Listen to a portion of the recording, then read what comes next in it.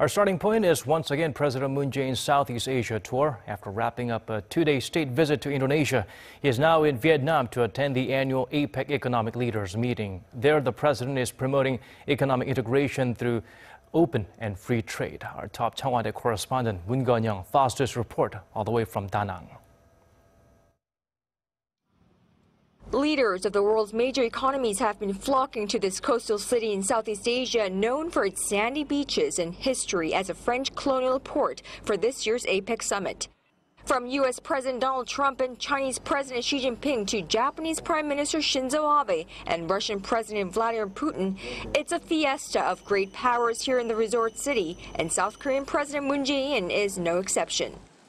In Danang, on the second leg of his three-nation sweep across Southeast Asia, President Moon Jae-in continues his efforts to build strong ties with the ASEAN region and rally support for his North Korea policy. It's only been a couple of hours and already the president has trumpeted free trade, touting it as the driving force behind his country's rapid economic development, making it in the world's top 10 in half a century. Speaking to the APEC Business Advisory Council, Mr. Moon urged economic integration through open and free trade, calling for the swift establishment of regional economic integration bodies such as the Free Trade Area of the Asia-Pacific Initiatives and Regional Comprehensive Economic Partnership, also known as RCEP. Revisiting his people-centered economy initiative, the South Korean president heralded open, inclusive, balanced, equitable, and innovative growth that does not leave anyone behind. The South Korean president has a series of one-on-ones lined up on the margins of the main event, starting with his meeting with Vietnamese President Trần Đại Quang early Saturday morning.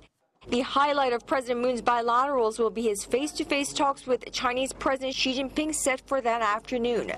It'll be interesting to see their interaction and their first rendezvous since Seoul and Beijing agreed to move beyond the year-long standoff over the deployment of a U.S. anti-missile system in South Korea. Through this meeting, the two presidents plan to further strengthen their strategic partnership and discuss ways for future-oriented cooperation. It's also being carefully watched by many as how their bilateral relations work out will certainly have profound impact on other regional issues, including North Korea. Moon Connyoung, Arirang News, Danang.